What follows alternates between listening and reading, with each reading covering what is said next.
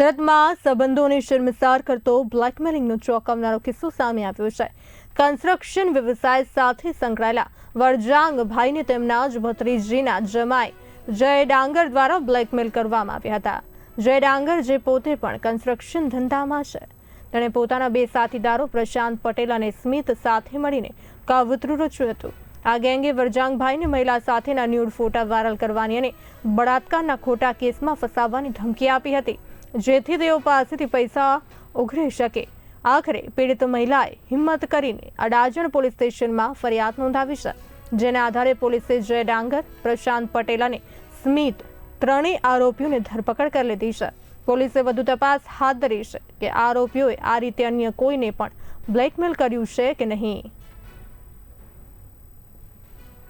Adajan police station ખાતે ભારતીય ન્યાય સંહિતાની કલમ 308, 351, 52 મુજબ એક ફરિયાદ દાખલ કરવામાં આવેલ છે, જેમાં ભોગ બનનાર ફરિયાદી યુવતી દ્વારા 3 ઇસમો વિરુદ્ધ ફરિયાદ આપવામાં આવેલ છે।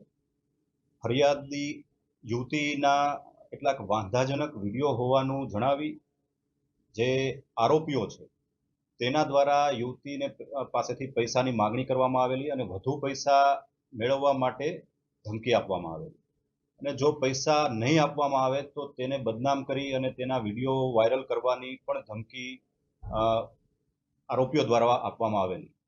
ફરિયાદ દાખલ થયા બાદ પોલીસની ટીમો બનાવી આરોપીઓને પકડી પાડવા તજવીજ હાથ ધરવામાં આવેલી, જેમાં આરોપીને ગણતરીના કલાકોમાં પકડી લેવામાં આવેલ છે અને મુખ્ય આરોપી જય ડાંગર તથા તેની સાથે અન્ય 2 આરોપીઓની ધરપકડ કરી અને કાયદેસર કાર્યવાહી હાથ ધરવામાં આવેલ છે।